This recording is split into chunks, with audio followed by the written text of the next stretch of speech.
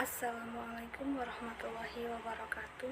Saya Dia Rahmawati dengan NIM C020034 dari program studi perpajakan kelas G. Kali ini saya akan menjelaskan materi tentang pengertian dasar manajemen dari mata kuliah manajemen pajak. Manajemen adalah proses perencanaan, pengorganisasian, pemimpinan, dan pengendalian upaya anggota organisasi dan proses penggunaan semua sumber daya organisasi untuk tercapainya tujuan organisasi yang telah ditetapkan.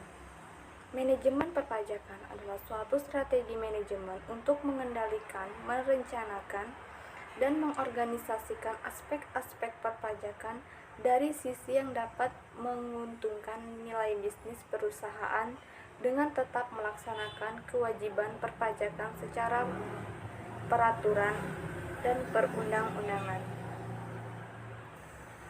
Fungsi dasar manajemen pajak itu ada 4. Yang pertama, fungsi perencanaan atau fungsi planning. Yang kedua, fungsi pengorganisasian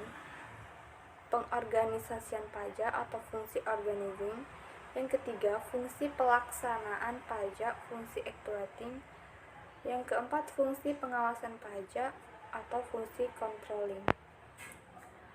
Tujuan dari manajemen pajak itu tujuan utamanya adalah untuk melaksanakan kewajiban perpajakan dengan benar dan meminimalis beban pajak untuk memaksimalkan net profit after tax. Syarat manajemen pajak itu adalah 3. Yang pertama, tidak melanggar atau bertentangan dengan ketentuan atau peraturan yang berlaku. Yang kedua, secara bisnis masuk akal atau rasional.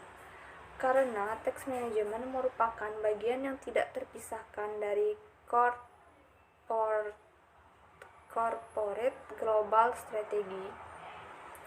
Yang ketiga, didukung oleh bukti-bukti yang memadai, baik secara pencatatan akuntansi keuangannya maupun segi hukum perjanjian perikatannya. Perencanaan pajak atau tax planning. Perencanaan pajak atau tax planning merupakan langkah awal yang menjadi bagian kritikal dari keseluruhan manajemen pajak yang lebih besar.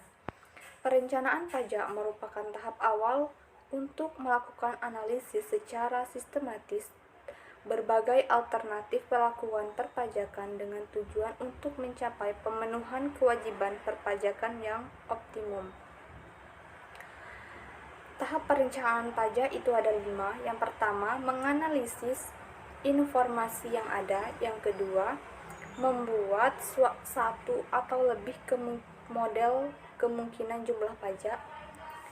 Yang ketiga, mengevaluasi pelaksanaan perencanaan pajak. Yang keempat, mencari kelemahan dan memperbaiki kembali rencana pajak. Yang kelima, memutakhirkan rencana pajak. Penghindaran pajak atau tax avoidance dan penyeludupan pajak atau tax evasion.